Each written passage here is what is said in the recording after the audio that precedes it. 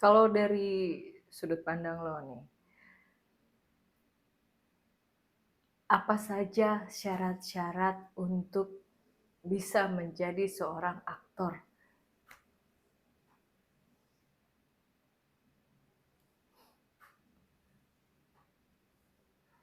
Senang dengan apapun perannya. Itulah aktor. Senang dengan apapun perannya.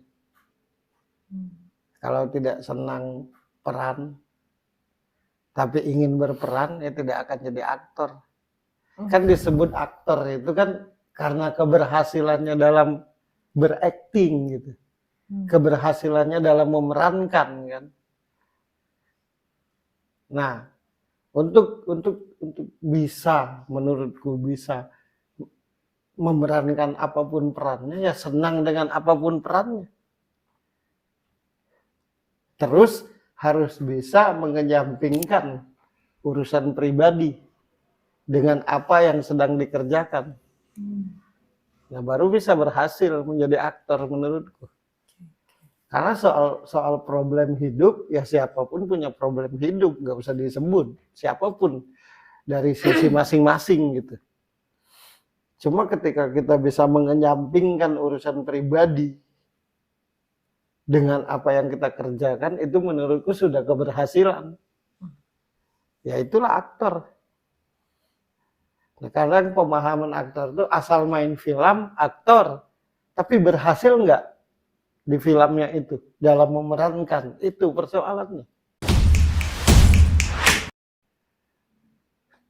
Aku bisa jadi aktor, tapi bisa nggak memerankan peranku dengan baik? Nah, kadang-kadang pemahaman aktor itu ketika main film. Kan siapapun main film disebut aktor. Siapapun bisa main film. Ya. Tapi belum tentu berhasil memerankan apa yang harus diperankan. Nah, itu baru aktor menurutku.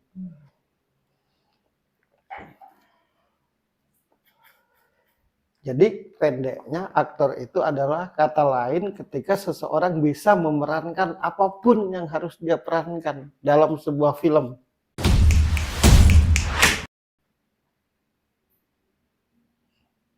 Kalau Ferry Cowboy main film, aktor, belum tentu sih. Berhasil tidak memerankan apa yang disuruh sutradara. Nah, menurutku Reza Rahadian itu sosok yang berhasil, figur yang berhasil, pribadi yang berhasil memerankan apapun. Ada yang terakhir yang heboh itu Layangan Putus. Tunggu ya, bentar ya. Perasaan salah namanya. Layang-layang. Layang-layang putus apa tuh?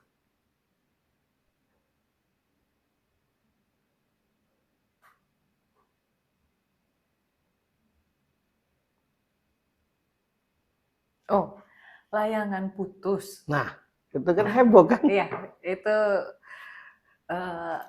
film series yang heboh. Ya. Jadi sekali lagi keberhasilan seseorang dalam memerankan sesuatu melekat dan kita lupa sosok dia sebenarnya, itulah aktor. Deddy Miswar, ya. Itu aktor menurut Tio Pakusadewo, Christine Hakim,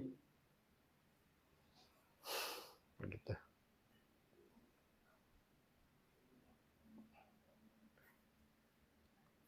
Satu lagi, aktor itu bisa dikatakan aktor memerankan apapun berhasil. Memerankan apapun. Dan keberhasilan dalam memerankan apapun karena dia harus senang dengan peran apapun.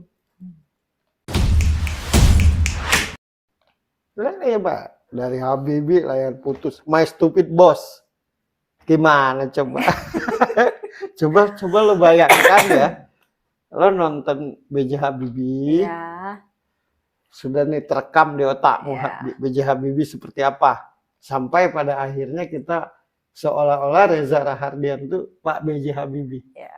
Habis itu nonton My Stupid Boss.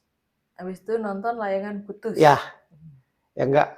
Kalau misalkan dari B.J. Habibie terus turunnya ke Layangan Putus, masih enak lah. My Stupid Boss menyebalkan, na'udzubillah. Aku nonton itu. Juga nonton. Gimana coba? Jauh banget. Jauh lah. Jauh banget. Tapi ya berbeda sekali. Tapi kita bisa berkata dua sosok. Ya. Sosok Pak B.J. Habibie, sosok bos yang arogan, yang egois, yang bodoh-bodoh pintar atau pintar-pintar bodoh. Dan kita tuh lupa bahwa yang merankan itu satu orang, yaitu Reza Rahardian. Nah, kan jadi bagiku seseorang itu bisa dikatakan aktor kalau dia bisa memerankan apapun dan melekat di pikiran penonton apapun yang dia perankan. Nah, itu aktor, bukan yang hanya main film. Gue pribadi bercita-cita ya suatu saat nanti bisa beradu akting dengan Reza Rahardian gitu, karena bukan karena dia siapa gitu, tapi rasanya menyenangkan gitu. Iya, menyenangkan karena dia selalu berhasil memerankan apapun. Sama kayak kita nonton Bohemian Rhapsody. Yang memerankan Freddie Mercury. Yang memerankan Freddie Mercury di film Bohemian Rhapsody. Ya, Rami Malek. Nah, itu kan ya sampai sekarang kalau ngeliat Rami Malek itu Freddie Mercury gitu. Kan diakui atau tidak? Kalau udah ngeliat. Satu lagi artis Cina. Donnie Yen.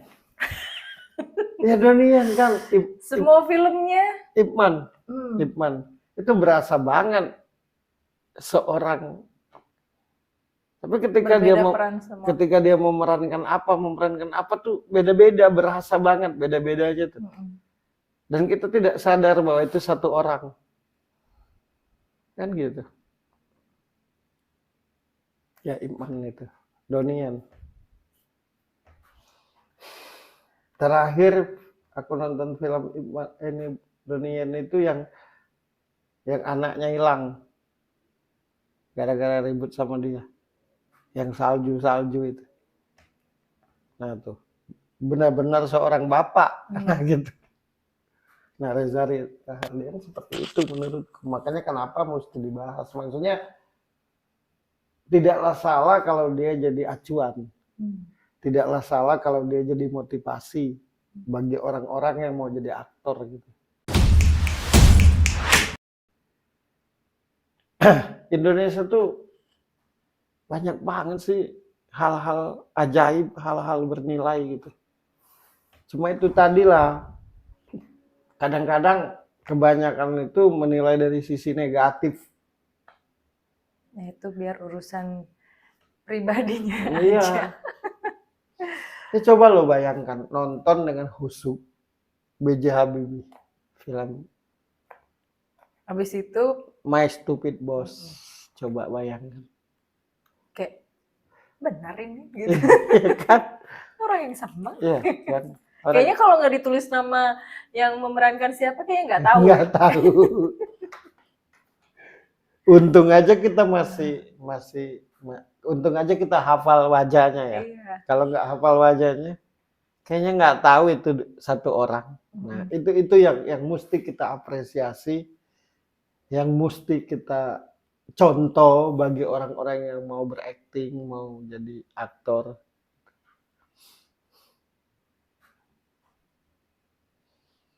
Pribadi yang sederhana menurut